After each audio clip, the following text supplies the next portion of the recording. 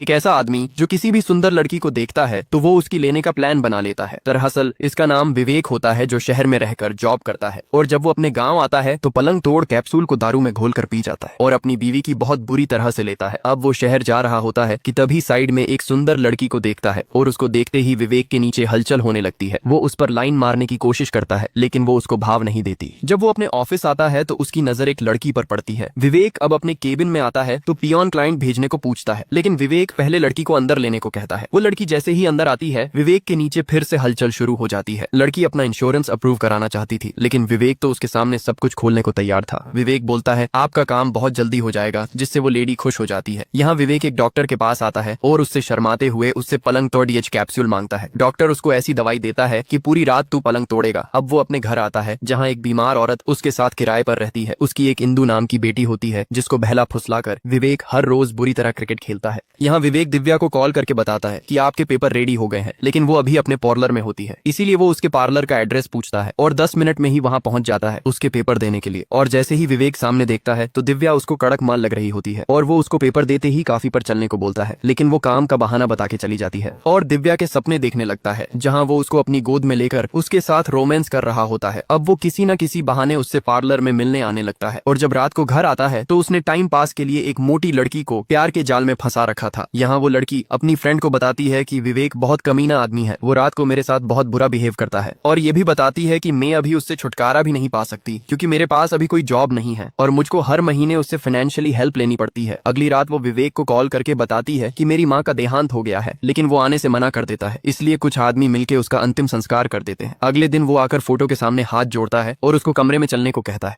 लेकिन डायना उस टाइम उसको अपने से दूर कर देती है। यहाँ विवेक एक लड़की से क्लोज होने की कोशिश करता है जो एक दिन उसके ऑफिस में अपना इंश्योरेंस अप्रूव कराने आई थी, लेकिन डायना की फ्रेंड उसकी वीडियो बना लेती है और अगले दिन डायना को दिखाती है कि ये आदमी हर किसी की लाइफ खराब कर रहा है। उनका दोस्त आके बताता है कि गांव में इसकी एक खूबसूरत बीवी भी है, जहाँ ये भेड़िया पलंग तोड़ कैप्सूल खाकर उसकी भी पिच पर बैटिंग करता है, इसलिए ये दोनों इसको सबक सिखाने का प्लान बनाती है और अगले दिन उसकी बीवी से मिलने जाती है और विवेक को कॉल करके बोलती है कि मैं आज अपनी बुआ के जा रही हूँ। इसलिए विवेक इंश्योरेंस वाली लड़की को डायना के घर बहाने से ले आता है और दिव्या को उससे इंश्योरेंस अप्रूव कराना था, इसलिए वो उसके साथ आ जाती है। विवेक आते ही पलंग तोड़ गोली खा लेता है और दिव्या को बियर पीने के लिए पूछता है। दिव्या समझ जाती है कि ये तो बड़ा सुअर इंसान है। वो आके बोलता है कि आज यहाँ कोई नहीं है, तुम बोलो तो हम यहाँ पलंग तोड़ सकते हैं और उसके करीब आने की कोशिश करता है, लेकिन दिव्या उसको दूर कर देती है और कहती है कि तूने क्या मुझको 6000 वाली लड़की समझा है। लेकिन तभी उसकी पड़ोसन आके सब देख लेती है और दिव्या यहाँ से चली जाती है। विवेक बोलता है अगर तूने किसी को बताया तो अगली बार तेरे साथ ही कबड्डी खेलूंगा। यहाँ डायना और उसकी फ्रेंड विवेक के घर उसकी बीवी से मिलने आती है और उसको बताती है कि तेरा पति शहर में रहकर कबड्डी खेलता है और मुझको भी प्यार के जाल में फंसा रखा है। डायना बताती है कि वो हमारे घर किराएदार बन के आया था और हमारे साथ बहुत अच्छा बिहेव करता था और मैं भी उसके प्यार में पड़ गई। अब वो हर रोज पलंग तोड़ कैप्सूल खाता है, तभी मेरे कमरे में आ जाता है और जानवर बन जाता है। ये सुन के उसको बहुत बड़ा शौक लगता है क्योंकि उसको पता था कि उसका पति एक सुअर इंसान है, लेकिन ये नहीं पता था कि वो दूसरी जगह भी क्रिकेट खेलता है। डायना बताती है कि अब वो एक दिव्या नाम की लड़की के पीछे पड़ा है जो एक पार्लर में काम करती है और अब वो उसके ही सपने देख रहा है कि कैसे उसको अपने प्यार में फंसा सके, लेकिन अब हमको साथ मिलके उस भेड़िए का पर्दाफाश करना होगा। लेकिन उसकी बीवी वीडियो कॉल पर उनका साथ देने से मना कर देती है कि मुझको मेरे हाल पर छोड़ दो। लेकिन अगले दिन विवेक जैसे ही उसके पास आता है वो फिर से सुअर जैसा बिहेव करता है, जिससे उसकी बीवी डायना का साथ देने के लिए मान जाती है। और अगले दिन विवेक जैसे ही अपने घर आता है उसकी बीवी बाहर से गेट बंद कर देती है और अंदर आकर वो डायना और उसकी फ्रेंड को सामने देखता है। विवेक अपनी बीवी से पूछता है कि ये दोनों झल्ली यहाँ क्या कर रही हैं। डायना की फ्रेंड उसको बैठने को बोलती है। विवेक जैसे ही कुर्सी पर बैठता है डायना उसके फेस पर स्प्रे मारती है और वे तीनों मिलकर उसको रस्सी से बांधने लगते हैं क्योंकि विवेक बहुत सुअर इंसान होता है और उसकी बीवी को उसके बारे में पता चल गया था कि वो शहर में रहकर दूसरी लड़कियों के साथ भी क्रिकेट खेलता है और उसकी बीवी को उसके बैग से पलंग तोड़ दवाइयां भी मिल गई थीं जिसको वो खाकर बैटिंग किया करता था। लेकिन अब ये तीनों साथ आ गई होती हैं। विवेक खुलने की बहुत कोशिश करता है लेकिन डायना उसके मुंह पर भी टेप लगा देती है। अब डायना की फ्रेंड अपना यूट्यूब चैनल एक्टिव करती है और सभी लोगों को विवेक की सच्चाई दिखने की कोशिश करती है कि उसकी इतनी खूबसूरत बीवी होते हुए भी ये आदमी बाहर मैच खेलने की कोशिश करता है। डायना अब चैनल पर आती है और लाखों लोग उसको लाइव देख रहे होते हैं। वो बताती है कि ये आदमी मेरे घर रेंट पर रहने आया था और हमारे साथ अच्छे से घुल मिल गया और मेरी माँ को गलत दवाइयां देकर उनको पैरालाइज कर दिया।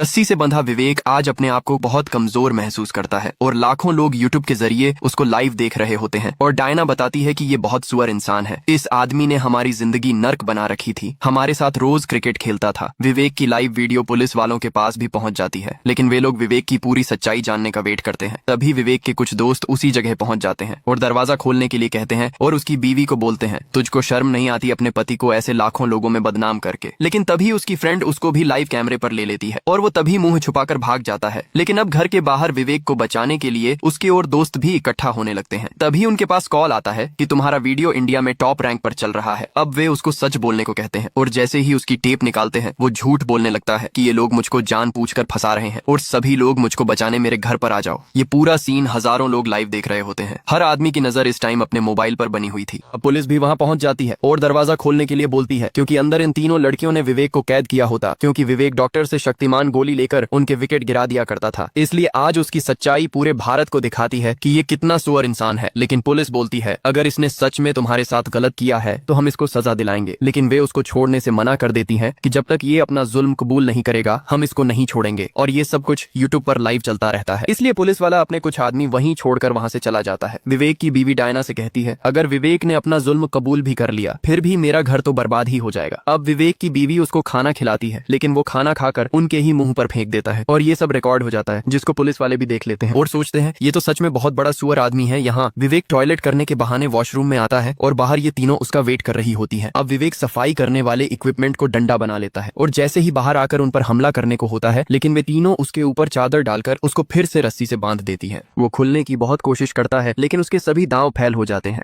यहाँ विवेक का भाई दरवाजा तोड़ने का ट्राई करता है, लेकिन पुलिस वाले उसको दरवाजा तोड़ने से रोकते हैं। यहाँ ये लड़की यूट्यूब के जरिए विवेक की पूरी स्थिति लाखों लोगों तक पहुँचती है। यहाँ महिला संगठन की औरतें पुलिस थाने आकर उन तीनों लड़कियों का सपोर्ट करती हैं जिनके साथ उस विवेक ने गलत किया था और उस विवेक को सजा दिलाने की अपील करती है। लेकिन पुरुष संगठन के लोग विवेक के समर्थन में आ जाते हैं कि वे तीनों लड़कियों विवेक को ऐसे कैद नहीं कर सकती हैं और पुलिस थाने पर लोगों की भीड़ इकट्ठा हो जाती है जिसमें सभी आदमी विवेक का समर्थन करते हैं। अब पुलिस वालों पर प्रेशर बन जाता है कि विवेक को जल्दी बाहर निकाला जाए। ये बात प्रदेश के सीएम तक पहुंच जाती है और वहां का एमएलए तभी उसके घर पहुंचता है और विवेक को जल्द बाहर निकालने को बोलता है। लेकिन तभी उसके पास उसकी बीवी का कॉल आता है कि अगर तुम विवेक का साथ दोगे तो यहाँ की सभी औरतें तुम्हारे विरोध में खड़ी हो जाएंगी। इसलिए एमएलए बहाना बना के वहां से निकल जाता है। यहाँ सभी लोग तीनों लड़कियों के सपोर्ट में खड़े हो जाते हैं और हजारों लोग घर के बाहर इकट्ठा होने लगते हैं। लेकिन तभी विवेक का पिता वहां पहुंच जाता है और अंदर जाने की जिद करता है।